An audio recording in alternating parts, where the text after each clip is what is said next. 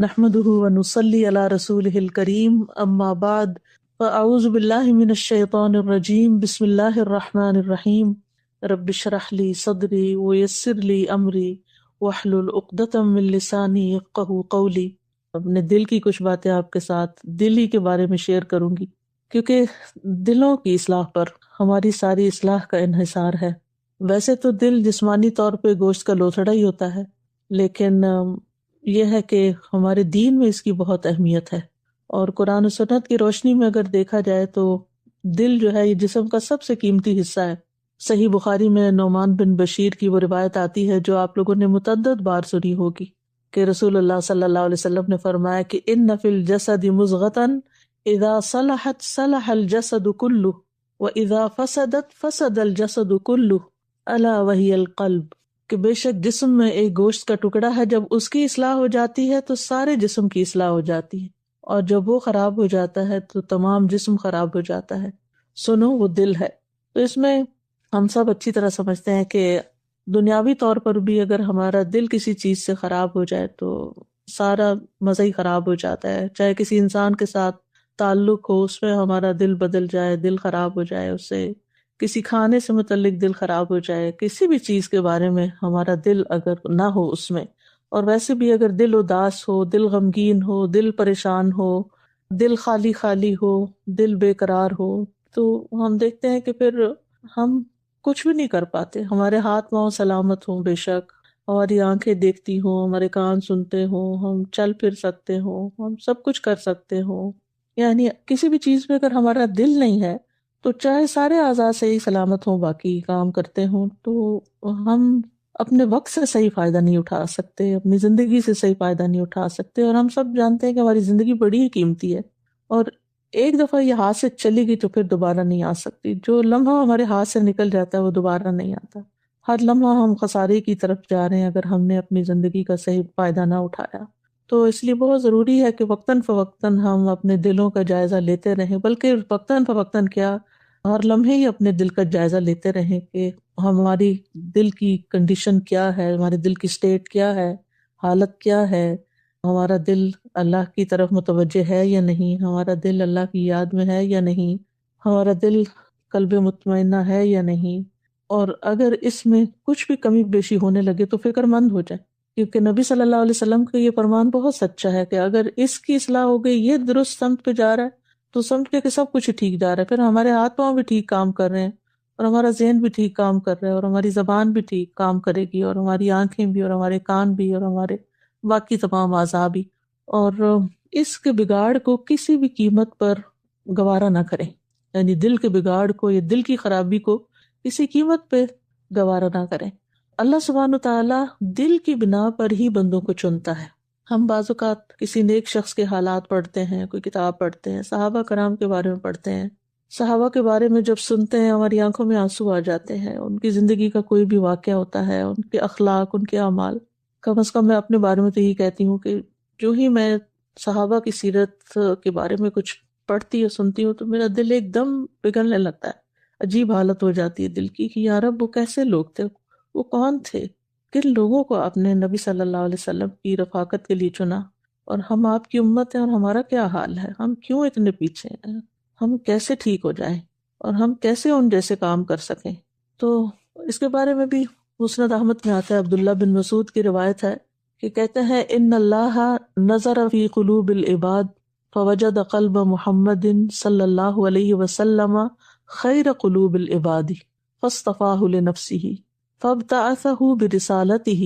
ثم نظر فی قلوب العباد بعد قلب محمد فوجد قلوب اصحابہ خیر قلوب العباد فجعلہم وزراء نبیہ،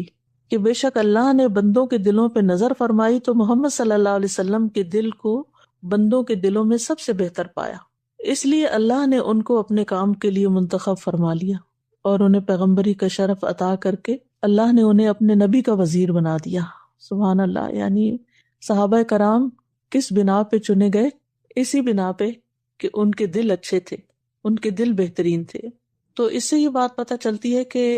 اگر ہمارا دل ٹھیک ہوگا تو ہی ہم اللہ سبحانہ تعالیٰ کی نگاہ میں پسندیدہ ہوں گے۔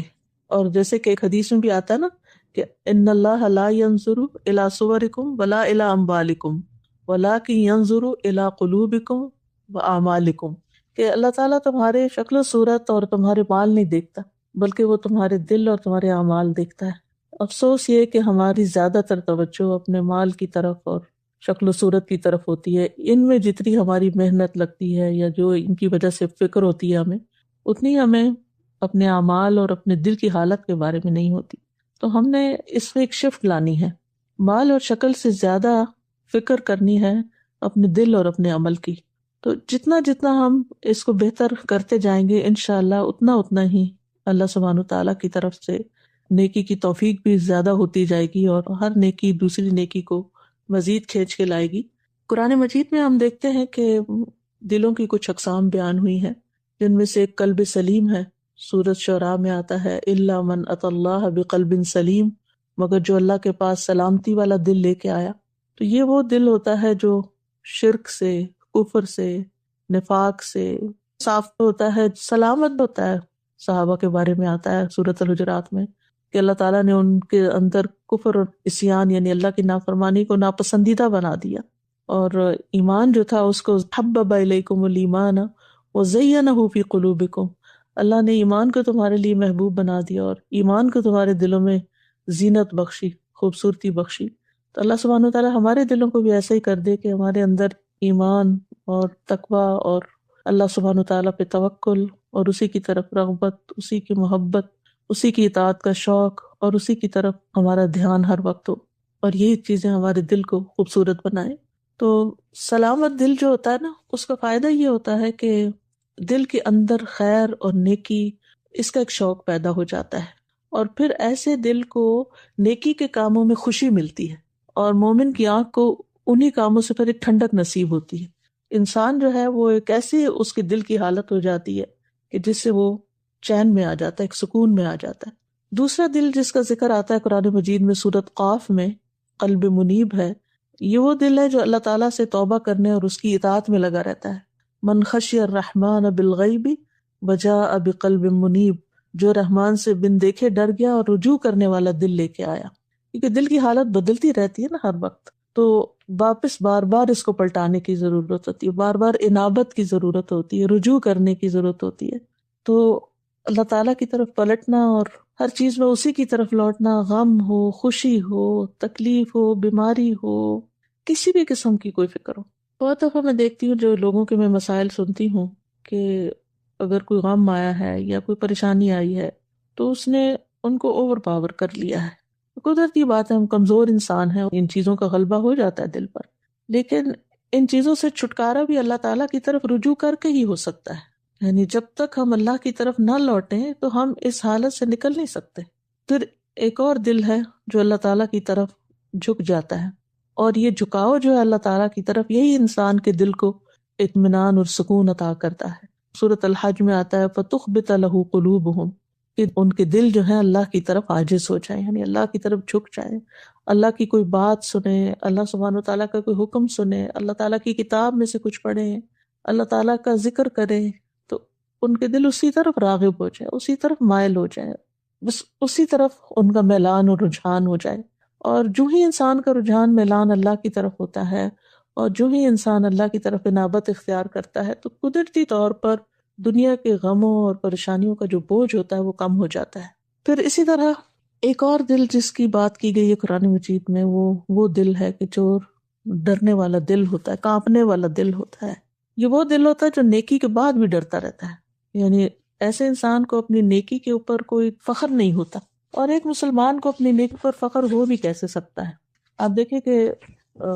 ہم انبیاء کے حالات اور تذکرہ پڑھتے ہیں تو ہمیں پتہ چلتا ہے کہ اللہ تعالیٰ کے چنے ہوئے بندے جو ہیں ان کے اوپر بھی بڑی بڑی آزمائشیں آئیں اور ہلا مارے گئے، جیسے قرآن مجید میں آتا ہے نا وَزُلْزِلُوا، ہلا مارے گئے۔ اور یہ صرف پیغمبروں کے ساتھ نہیں ہوا بلکہ بہت سے اور بھی نیک بندوں کے ساتھ۔ تو ہماری نیکی ہمیں اس دھوکے پہ نہ ڈالے کہ ہم چونکہ نیک ہیں تو اس لیے اس نیکی کی وجہ سے ہم جو کچھ بھی کر رہے ہیں وہ شاید بہت بڑی چیز ہے اور بہت بڑا کام ہے، باقی خواتین تو صرف گھروں ہی کے کام کرتی ہیں اور ہم دین کا بھی کام کر رہے ہیں تو ہم اللہ کے کو بہت چنے ہوئے ہیں۔ ٹھیک ہے، اللہ نے توفیق دی ہے، اللہ نے چن لیا ہے کہ ہم بندوں کی خدمت کریں اس کے دین کی بات دوسروں تک پہنچا کے، لیکن اس کا یہ مطلب نہیں ہے کہ ہم کسی بھی طرح کے عجب کا شکار ہو جائیں یا کسی بھی تکبر کا شکار ہو جائیں یا لوگوں کو حقیر سمجھنا شروع کر دیں۔ تو یہ جو القلب الوجل ہوتا ہے، اس کے بارے میں سورۃ المؤمنون میں آتا ہے والذین یؤتون ما آتوا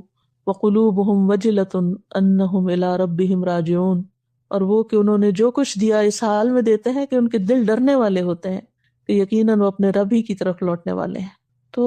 یہ دلوں کا کانپنا اور دلوں کا ڈرنا نیکی کے بعد یہ بڑا ضروری ہے، اس کی روشنی میں ہم اپنے آپ کا جائزہ ضرور لیتے رہیں۔ پھر اسی طرح ایک قلب تقی ہوتا ہے جو اللہ تعالیٰ کے شاعر کی تعظیم کرتا ہے۔ سورۃ الحج میں یہ آتا ہے ذالک ومن یعظم شعائر اللہ فانہا من تقوی القلوب، یہ اور جو اللہ کے نام کی چیزوں کی تعظیم کرتا ہے،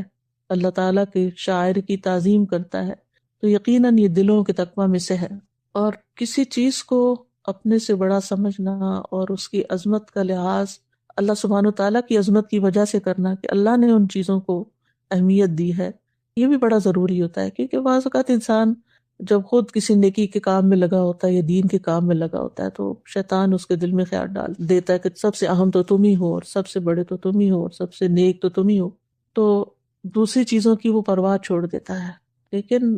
دل کا جو تقوی ہوتا ہے اور دل کا جو احساس ہوتا ہے وہ انسان کو ہر چیز کو اس کے مقام پر رکھنے کی صلاحیت بخشتا ہے۔ یعنی تقوی ایک طرف اطاعت کی طرف لے جاتا ہے اور دوسرے گناہوں سے بچنے کی طرف بھی لے جاتا ہے انسان کو۔ تو اس سے کیا ہوتا ہے، انسان کے اندر ایک اعتدال آتا ہے، اور پھر وہ اعتدال جو ہوتا ہے وہ انسان کو ہر چیز کو وہی مقام اور وہی جگہ دینے پر مجبور کرتا ہے جو اللہ نے اس کے لیے مقرر کی ہے۔ تو شاعر اللہ سے مراد ویسے تو مخصوص چیزیں ہیں، لیکن یہ ہے کہ انسانی رشتوں میں بھی اور باقی چیزوں میں بھی انسان جو ہے وہ عدل و انصاف سے کام لینے لگتا ہے، ہر حقدار کو اس کا حق دینے لگتا ہے، کوئی دے نہ دے، کوئی اچھا کرے یا نہ کرے، لیکن جس کا حق بنتا ہے اللہ نے رکھا ہے، جس کا جو حق انسان اس کو ادا کرنے لگتا ہے۔ پھر اسی طرح ایک وہ دل ہوتا ہے جو ہدایت یافتہ ہوتا ہے، اور یہ وہ ہوتا ہے جو اللہ پر ایمان لے آتا ہے، اللہ پر اعتماد کرتا ہے، تکلیف اور مصیبت کے وقت اللہ کے فیصلوں کو قبول کر لیتا ہے۔ وَمَن يُؤْمِن بِاللَّهِ يَهْدِ قَلْبَهُ، جو شخص اللہ پر ایمان لاتا ہے تو اللہ اس کے دل کو ہدایت بخشتا ہے، یعنی اس کو اس تکلیف میں یا اس پریشانی کی حالت میں ضائع نہیں ہونے دیتا۔ پھر اسی طرح قلب مطمئنہ ہوتا ہے، وہ سب جانتے ہیں کہ وہ اللہ کے ذکر سے ہوتا ہے، اس کو کسی اور چیز سے سکون نہیں آتا، اللہ کی یاد سے ہی سکون ملتا ہے۔ وَتَطْمَئِنُّ قُلُوبُهُمْ بِذِكْرِ اللَّهِ، اور اسی طرح ایک دل زندہ دل ہوتا ہے جو نصیحت پکڑنے والا ہوتا ہے، جیسے سورۃ قاف میں آتا ہے ان فی ذلک لذکری لمن کان لہ قلب، بلا شبہ اس میں یقیناً ایک نصیحت ہے اس کے لیے جس کا کوئی دل ہو۔ تو ہمیں سوچنا چاہیے کہ پھر ہمارے پاس کون سا دل ہے، یعنی کیا دل کی جو مختلف یہ حالتیں یہاں بیان ہوئی ہیں یہ ہمارے اندر ہیں یا نہیں، ہم سب کو اپنا جائزہ لینا چاہیے۔ ورنہ یہ ہے کہ انسان بعض اوقات کوئی بھی کام جب شروع کرتا ہے تو کرتے کرتے ایک بے حسی کی کیفیت اس پہ آنے لگتی ہے، چونکہ وہ دل کا جائزہ لینا چھوڑ دیتا ہے، اور پھر اس میں ایسی بعض اوقات خرابیاں پیدا ہو جاتی ہیں کہ انسان کو خود بھی نہیں پتہ چلتا۔ تو یہ بہت ضروری ہے کہ انسان اپنا محاسبہ کرتا رہے اور اپنی حالت کے بارے میں کسی بھی وقت وہ کسی دھوکے کا شکار نہ ہو، وہ یہ نہ سمجھے کہ وہ جو کچھ کر رہا ہے وہی اس کے لیے کافی ہے۔ پھر آپ دیکھیں کہ دل کی حالتیں جو ہیں مختلف جگہوں پہ مختلف ہوتی ہیں۔ اور مثال کے طور پر ہم جب کسی دین کی محفل میں ہوتے ہیں، آج کل تو خیر وہ مجلسیں اس طرح نہیں ہو رہی، لیکن جب بھی کوئی دین کی بات سنتے ہیں تو اس وقت ہمارا دل جو ہے وہ اور طرح ہوتا ہے، جب اس سے باہر نکلتے ہیں تو پھر وہ پلٹ جاتا ہے، پھر اس کو واپس لانا پڑتا ہے۔ تو اس کی بھی وجہ یہی ہے کہ انسان کے اوپر جب بارش پڑتی ہے تو اس کی فیلنگ اور ہوتی ہے، جب وہ جسم خشک ہو جاتا ہے تو فیلنگ اور ہو جاتی ہے۔ پھر اسی طرح یہ ہے کہ انسان جب دین کی بات سن رہا ہوتا ہے تو دنیا سے ایک طرح سے کٹا ہوا ہوتا ہے، تو دل کی حالت کچھ اور ہو جاتی ہے۔ جو ہی انسان دوبارہ دنیا میں واپس جاتا ہے، یہ ایسے ہی ایئر کنڈیشن والے کمرے میں ہو تو انسان کی حالت اور ہوتی ہے، اور جب باہر نکلتا ہے تو اس کی حالت اور ہو جاتی ہے۔ تو اللہ کے ذکر سے، اللہ کی یاد سے، اللہ کی کتاب سے، اللہ کے دین سے انسان کے دل کو ایک جو اطمینان ہوتا ہے، جو ہی اس سے وہ نکل کے دنیا کی طرف آتا ہے تو اس میں تبدیلی لازماً آتی ہے۔ تو اس چیز کی پھر انسان کو فکر کرنی چاہیے۔ بعض علماء کہتے ہیں کہ دل کی اصلاح 5 چیزوں کے ساتھ ہوتی ہے۔ اس میں ایک چیز غور و فکر کے ساتھ قرآن کی تلاوت کرنا، دوسرا ہے پیٹ کو خالی رکھنا جیسے روزہ وغیرہ رکھنا، تیسرا رات کا قیام ہے، اور سحری کے وقت اللہ کے آگے گڑ گڑانا۔ بعض اوقات ہم تہجد کے وقت اٹھتے بھی ہیں، الحمدللہ بہت سے ساتھیوں سے سنا ہے، یعنی کسی نہ کسی طرح پتہ چلتا ہے کہ وہ اس کی پابندی کر رہے ہوتے ہیں، لیکن یہ ہے کہ وہ بھی ہمارے ایک مشینی عمل بن جاتا ہے۔ ہم ایک خاص وقت میں اٹھتے ہیں، اٹھ کے بس وہ مخصوص حصہ جو پڑھنا ہوتا ہے پڑھ کے قرآن مجید کا، اور اپنا کام کر کے بس جائے نماز لپیٹ دیتے ہیں۔ تو وہ جو ایک اللہ کے آگے آہوزاری ہے اور یہ گڑ گڑانا ہے، یہ بھی دل کی اصلاح کے لیے بڑا فائدہ دیتا ہے۔ اور پھر نیک لوگوں کی مجلسوں کو اختیار کرنا، حلال کھانا، اور اسی طرح ابن قیم کہتے ہیں کہ دل کو بگاڑنے والے 5 کام ہیں۔ ایک ہے لوگوں سے زیادہ گھل مل کے رہنا، ہر وقت سوشل میڈیا پہ، ہر وقت چیٹ، ہر وقت باتیں، ہر وقت فون، ہر وقت کالز، ملاقاتیں نہیں تو اور دوسرے ذرائع بہت ہو گئے ہیں کہ بچوں کی پرواہ نہیں، گھر کی پرواہ نہیں، ہر وقت ایک ہی چیز چل رہی ہوتی ہے۔ تو اس میں بھی ہمیں بہت ہی اعتدال کی ضرورت ہے، اپنے اوقات مقرر کرنے چاہیے اور پرائرٹائز کرنا چاہیے اپنے کام کو کہ کیا زیادہ اہم ہے اور کیا نہیں ہے۔ دوسری چیز ہے خواہش پرستی، جو دل چاہ رہا ہے وہ کرنا، اور جو کرنے کا کام ہے جسے کرنا چاہیے وہ چاہے جتنا بھی اہم ہے اس کو نہ کرنا۔ تیسرے یہ ہے کہ اللہ کے علاوہ یعنی غیر اللہ سے دلی تعلق رکھنا۔ تو کوئی بھی وہ چیز ہو سکتی ہے، یعنی جس کی محبت اللہ کی محبت پہ چھا جائے تو یہ چیز بھی انسان کے دل کو خراب کرتی ہے۔ پھر اس طرح زیادہ کھانا اور زیادہ سونا، تو مدارج السالکین میں وہ کہتے ہیں کہ یہ چیزیں جو ہیں یہ انسان کے دل کو خراب کرنے والی ہیں۔ تو اللہ سبحانہ وتعالیٰ سے دعا ہے کہ وہ ہمارے دل کو، ہمارے دل کی حالت کو اپنی پسند کا کر دے، اور ہمارے دل کو موت کے وقت خاص طور پر بہترین حالت میں رکھے، کیونکہ جس حال پہ موت آئے گی پھر اسی حال پہ دل جو ہے وہ بند ہو جائے گا اور پھر اسی حال پہ اٹھایا جائے گا۔ تو موت تو پتہ نہیں کس وقت آ جائے گی، تو بہت ضروری ہے کہ ہم اس کا لحاظ رکھیں، اور کاموں کے اندر بھی روح جو بھی پیدا ہوتی ہے اور اس راستے میں جو مشکلات آتی ہیں ان کا مقابلہ بھی انسان اسی وقت کر سکتا ہے کہ جب انسان کے اندر طاقت ہوتی ہے، انسان کے اندر قوت ہوتی ہے، اس کے دل مضبوط ہوتا ہے، دل سیدھی راہ پر ہوتا ہے، اور پھر اپنی غلطیاں بھی تبھی نظر آتی ہیں اگر دل کے اندر تقویٰ ہوتا ہے۔ اور دوسروں کو معاف بھی انسان جب ہی کر سکتا ہے جب دل کے اندر وسعت ہوتی ہے، اور قرآن بھی زیادہ سمجھ اسی وقت آتا ہے جب دل اس میں حاضر ہوتا ہے۔ افلا یتدبرون القرآن ام علی قلوب اقفالها، جب دلوں کے تالے کھلتے ہیں تو قرآن مجید سمجھ میں آتا ہے۔ یہ تمام کیفیات جو ہیں ان کا تعلق دل سے ہے، تو امید ہے کہ اس معاملے میں ہم سب اپنے دل پر نگاہ رکھیں گے، کیونکہ یہ چیز ایسی ہے کہ جس کو ہم ہی جانتے ہیں، ہمارے دلوں میں کیا ہے ہم ہی جانتے ہیں یا ہمارا رب جانتا ہے، کوئی اور نہیں جان سکتا، کوئی اور تو اس کو دیکھتا نہیں۔ ظاہر تو لوگ دیکھتے ہیں نا، تو اس لیے ہم فوراً اپنی اصلاح کرنا شروع کر دیتے ہیں، لوگوں کے ڈر سے بہت سی چیزوں کو ہم نہیں کرتے، لیکن دل چونکہ کوئی دیکھتا نہیں تو پھر اس لیے ہمیں احساس بھی نہیں ہوتا کہ وہ گندا ہے یا اچھا ہے، یا بدگمانیوں سے بھرا ہوا ہے یا نفرتوں سے بھرا ہوا ہے یا حسد سے بھرا ہوا ہے یا فکر اور پریشانی سے بھرا ہوا ہے۔ کوئی انسان فکر اور پریشانی سے خالی نہیں ہے، لیکن جس دل میں ایمان جاگ جاتا ہے نا تو باقی چیزیں نیچے آ جاتی ہیں۔ ایمان کی ایک حرارت ہوتی ہے، تو جیسے جسم کی حرارت انسانی جسم کے ٹاکسنس کو نکالتی رہتی ہے، خرابیاں دور کرتی رہتی ہے، اسی طرح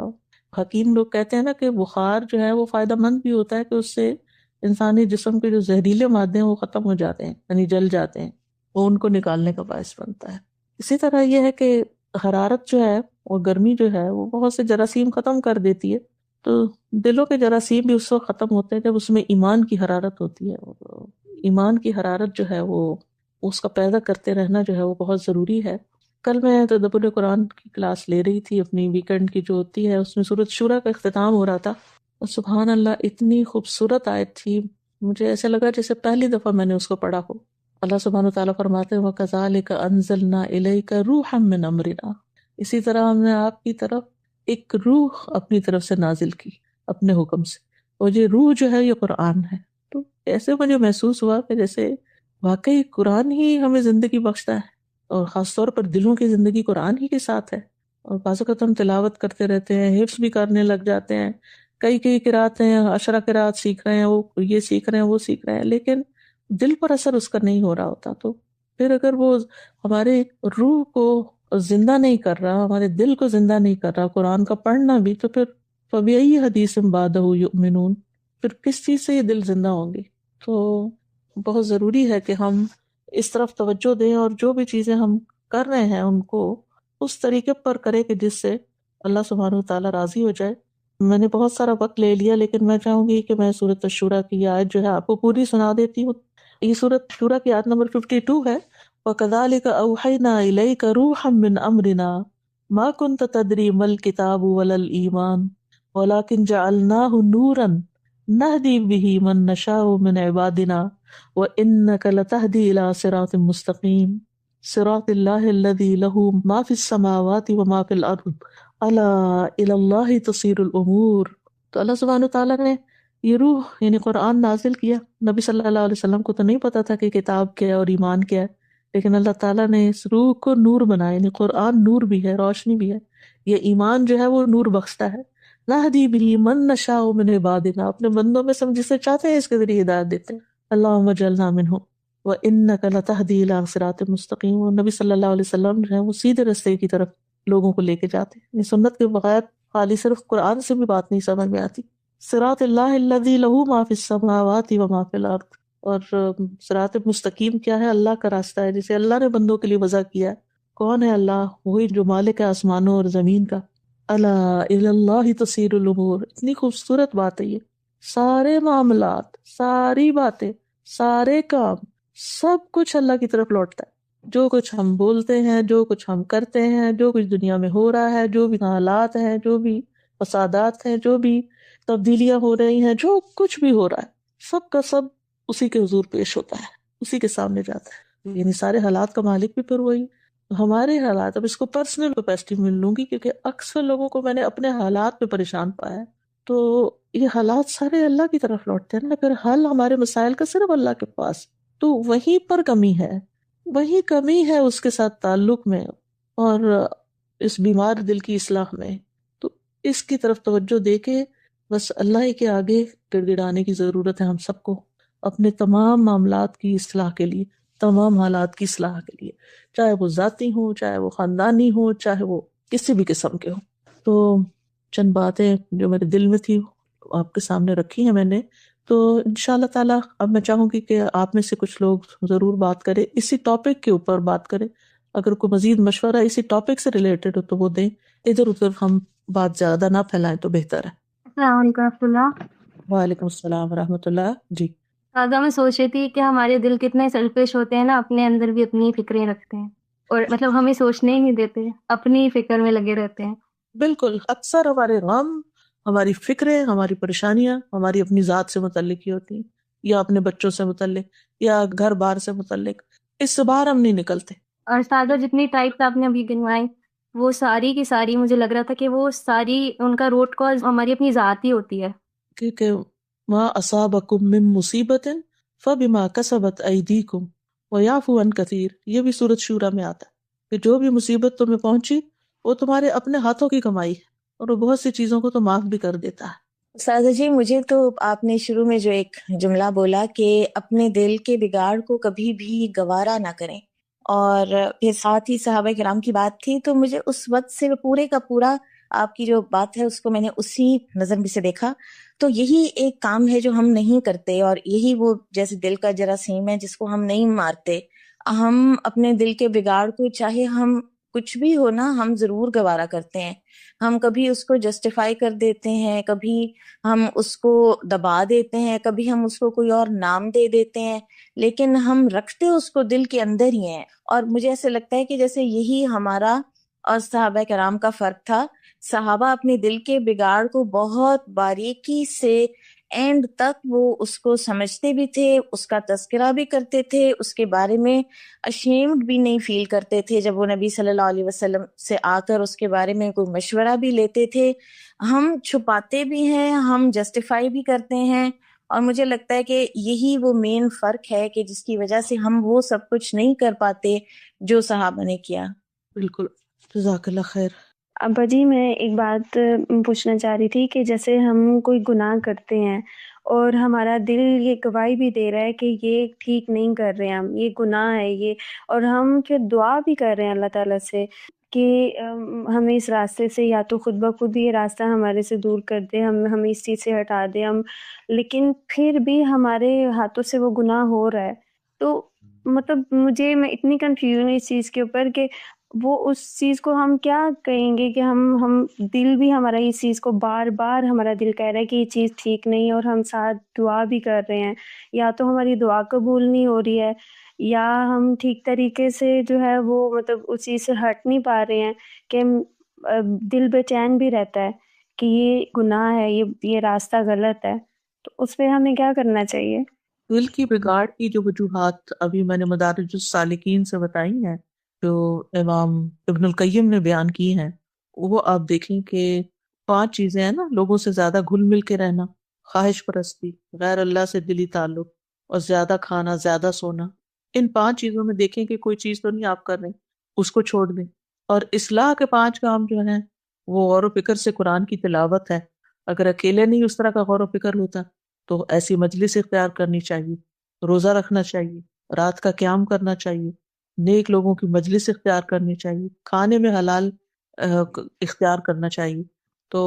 علاج تو اس میں موجود ہے، لیکن ہم صرف اس میں بھی جب ہمارے دل کی حالت خراب ہوتی ہے تو صرف پریشان ہی ہوتے رہتے ہیں۔ یہ جو علاج ہیں ان کو اپنے لیے مشکل پاتے ہیں، پھر وہ نہیں کرتے۔ تو یہ چیزیں نوٹ کر لیں اور یہ کرنا شروع کریں تو یقیناً بہتری آئے گی انشاءاللہ۔ جی استاذہ، دل کا یہ ایک ایکسپیرینس شیئر کرنا تھا کہ سم ٹائمز یہ ہمارے کنٹرول میں نہیں ہوتا، اتنا آؤٹ آف کنٹرول ہو جاتا ہے، لیکن جب اللہ ہی پھر آپ کو ایک پاور دیتا ہے، اور جب آپ کہتے ہیں نا وہ کفا باللہ وکیلا، تو آپ یقین کیجئے کہ ایسے ایک طاقت ملتی ہے، اور وہ دل جو ایسے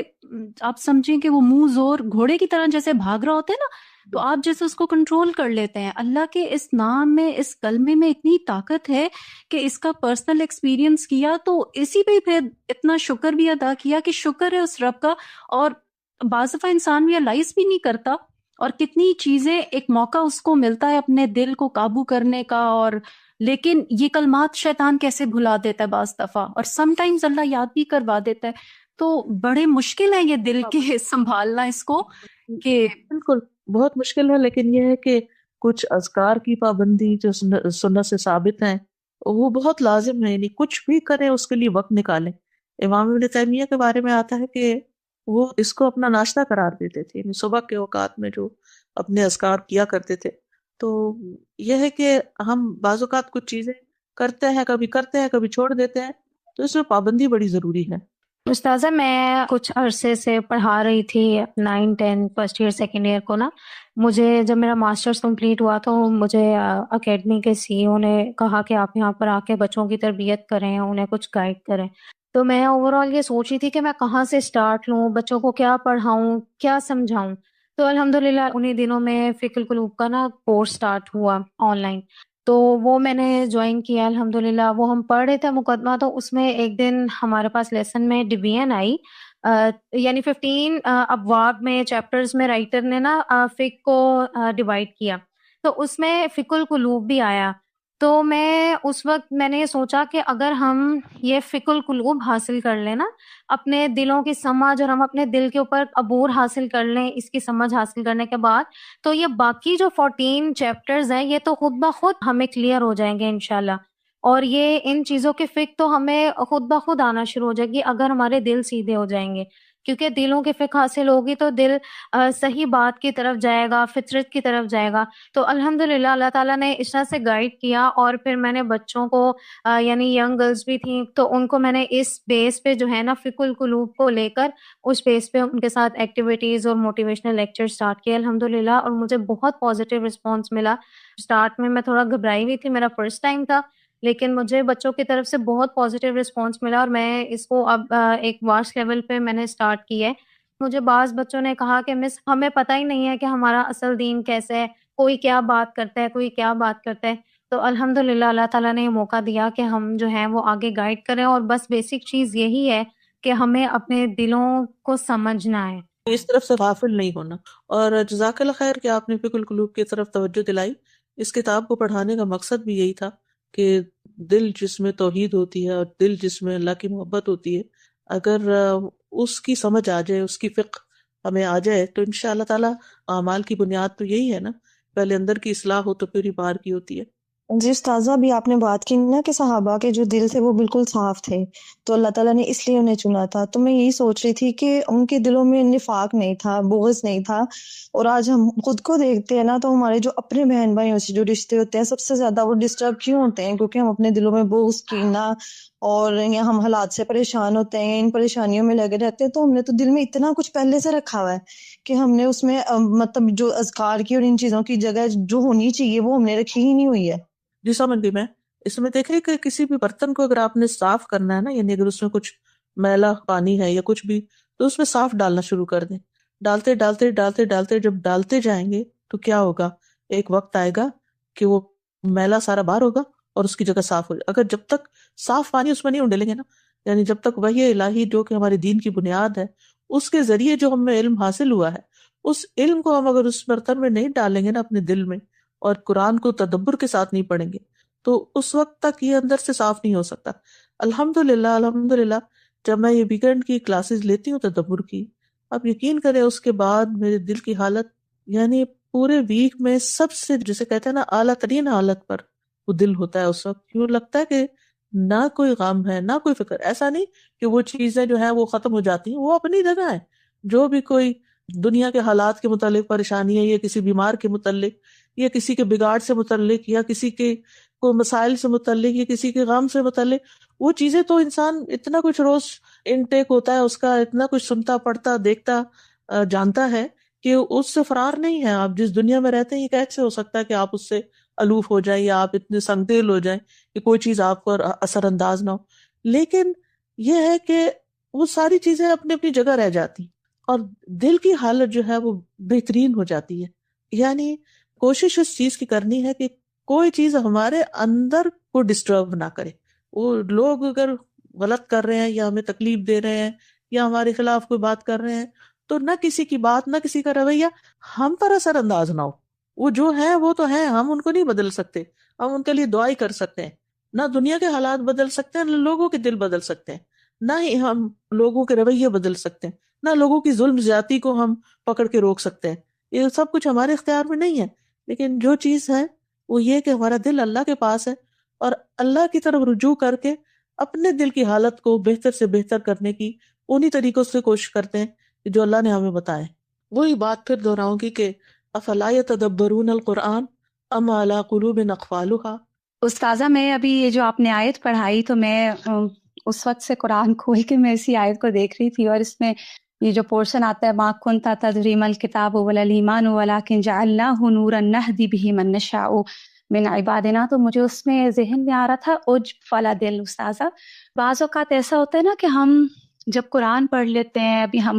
سب بات کر رہے ہیں فقہ القلوب کی اور سب، استاذہ جب ہم پڑھتے ہیں ہمارا دل اتنا مطمئن ہوتا ہے، ہم خوش ہوتے ہیں، اور پھر استاذہ جب ہم اپنی نشست چھوڑتے ہیں نا اور جب ہم باہر پبلک میں جاتے ہیں تو ہم چاہتے ہیں وہ ٹھیک ہو جائیں، کیونکہ ہم تو پڑھ رہے ہیں اور ہم ہی نے پڑھا ہے، اور ہم چاہتے ہیں وہ ٹھیک ہو جائیں، اور ہم اپنے آپ کے دل کے عجب میں اتنا زیادہ اس کا شکار ہو جاتے ہیں استاذہ کہ ہم اپنی اصلاح چھوڑ دیتے ہیں. کیونکہ مجھے تو اپنے اندر کم از کم، مجھے باقی سب کا نہیں پتا، جیسے آپ نے کہا کہ دل تو اللہ جانتا ہے. اب یہاں پر اللہ جس کو چاہتا ہے ہدایت دیتا ہے اپنے بندوں میں سے، اللہ نور دیتا ہے، اللہ کتاب دیتا ہے، لیکن اللہ استاذہ ہدایت کی بات جہاں پر آتی ہے، جو ہدایت عملی ہے وہ استاذہ بہت لیک کر رہی ہے، کیونکہ ہمارے دل عجب کا شکار ہے. مجھے باقیوں کا نہیں پتا، میں تو اپنے دل کی حالت کی بات کروں گی کہ ہم جب خود قرآن میں پڑھ لیتی ہوں تو مجھے ایسا لگتا ہے باقی سب ٹھیک ہو جائیں. یہ اس طرح ہے، دیکھیں لوگوں کو کیا ہو گیا. اس میں اعتدال کی ضرورت ہے نا،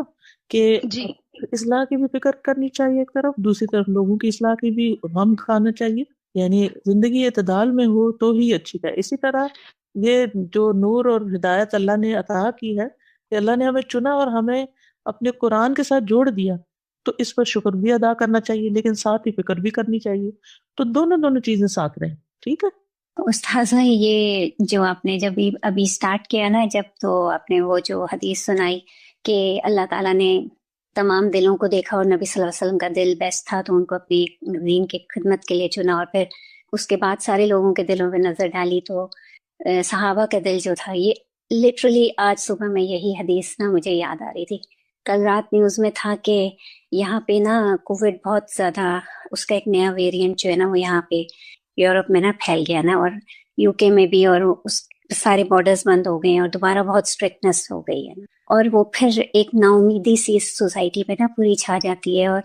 سب کچھ ہونے کے باوجود ایک ڈپریشن فیل ہوتا ہے یہاں پہ، یعنی لوگوں کے اندر اور ان کے اس میں، اور بہت زیادہ فکر مند بھی ہوتے ہیں وہ اپنی صحت کے بارے میں اور اپنی اس کے بارے میں نا. تو ویسے ہی تھوڑا سا نا صبح کے وقت جب نماز پڑھی تو مجھے خیال آیا، میں نے کہا جیسے ہوتے فکر پریشانی تھوڑی سی تیزداری ہوئی، پھر میں نے کہا یا اللہ تعالیٰ میں اس ایرا میں کیوں پیدا ہوئی نا.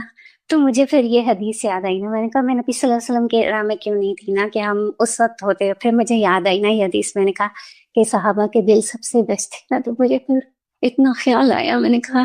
کہ ہو سکتا ہے کہ یہ میرا دل اس قابل نہیں تھا کہ ہم اس زمانے کے قریب بھی پیدا ہوتے، مطلب اتنا دور ہے وہ زمانہ 1400 ایئرس بیک یا 1500، اور ہم اتنے دور پیدا ہوئے، تو اس کا مطلب ہمارے دل کی حالت بھی اتنی ہی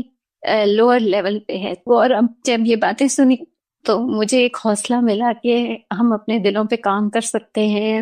اور انشاءاللہ نبی صلی اللہ علیہ وسلم کے ساتھ کی امید رکھ سکتے ہیں، اور صحابہ کرام جو ان کے ساتھ کی بھی انشاءاللہ. انشاءاللہ. اللہ تعالیٰ آپ کو جزائے خیر دے. احب الصالحین ولست منہم لعل اللہ یرزقنی صلاحا. تو انشاءاللہ تعالیٰ کوشش کریں گے پھر کسی وقت کوئی ایسی چیز ہم شیئر کریں، اور باقی اگر کوئی چیز آپ میسیج